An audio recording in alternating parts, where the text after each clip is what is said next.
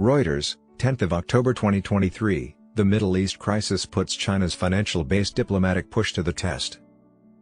Beijing's aim to be a major player in Middle Eastern diplomacy was demonstrated this year when Beijing announced a surprise agreement to restore relations between Saudi Arabia and Iran. The Israeli-Gaza conflict poses a threat to reveal the boundaries of that goal. Following China's brokering of the March Saudi-Iran agreement, Chinese media celebrated Beijing's prominence in a Washington-dominated region. China's top diplomat, Wang Yi, declared that his nation would address hotspot issues positively.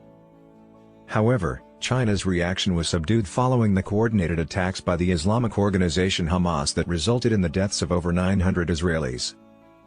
A spokesman for the foreign ministry consistently avoided denouncing Hamas in favor of de-escalating the situation and urging Israel and Palestine to work toward a two-state solution for an independent Palestine.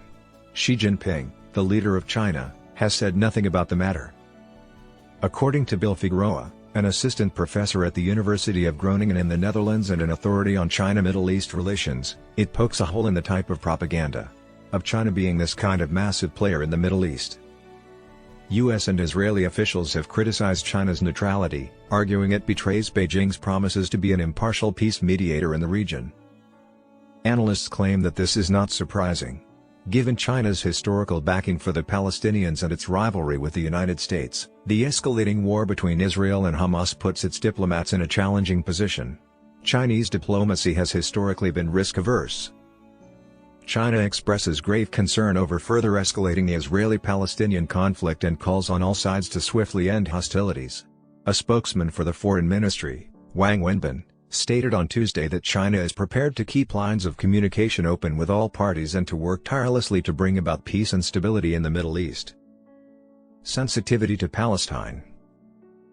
Following China's nearly 3-year COVID shutdown, President Xi has undertaken a diplomatic offensive to fight the U.S. and its allies, whom he claims are trying to control and repress his nation. Beijing has strengthened its relations with countries in the Middle East and the Global South and has aligned itself more closely with Russia despite its invasion of Ukraine. Beijing has also strengthened its affiliations with non-Western-led multilateral bodies like the BRICS bloc of nations. China is unlikely to get substantially involved in the current issue despite the opportunity to build on its success in the Iran-Saudi relationship. One reason is China's long-standing policy of non-interference, which occasionally conflicts with its goal of participating as a major player in international affairs.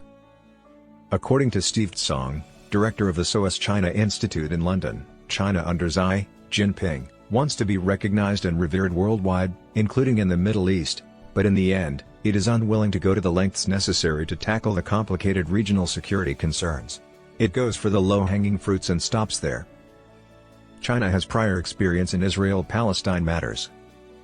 In the past year, Zhai Jun, China's special envoy to the Middle East, has met with representatives of the Arab League, the EU, Israel, and the Palestinian Authority, which rules over the occupied West Bank, to negotiate a two-state solution and Palestine's recognition at the UN. However, China's options are limited by its long-standing regional alliances, notably those with the Palestinians. Recently, several Chinese academics criticized the US-led agreement to normalize relations between Saudi Arabia and Israel and the marginalization of the Palestinian people as the main factors causing the issue. According to Liu Zhongmin, a professor at Shanghai International Studies University's Institute for Middle East Studies, the United States' attempt to impose the Abraham Accords is the primary external factor driving the Israeli-Palestinian conflict. This was stated in an interview published by a Chinese media outlet. The achievement of peace in the Middle East region and the just settlement of the question of Palestine are inseparable.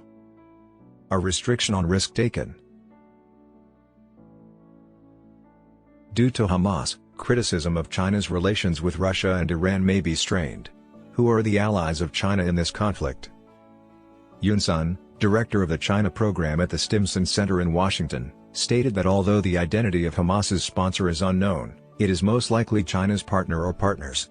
Russia gains from this because it will divert American attention, and Iran is a strong contender.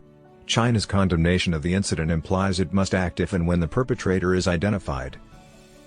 With over $400 billion in planned investments in Iran over the next 2 decades, China is one of the few nations with real leverage, but Israel is skeptical that Beijing would make a more substantial effort. According to Tuvia Gearing, A China expert at the Institute for National Security Studies in Israel, China does not use its influence or weight on the international scene to improve conditions. Beijing's desire for peace is evident in the Asian giant's oil purchases and investments in the Middle East, including telecommunications and infrastructure, as part of Xi's Belt and Road Initiative. However, Xi's readiness to take risks is constrained. Regarding mediating reconciliation deals between Saudi Arabia and Iran, China excels in a stable Middle East environment, according to Jean-Luc Simon, Senior Research Fellow at the Middle East Institute of the National University of Singapore. However, Simon continued, that's a whole different situation regarding conflict management. And I don't think China ever wanted to play that role.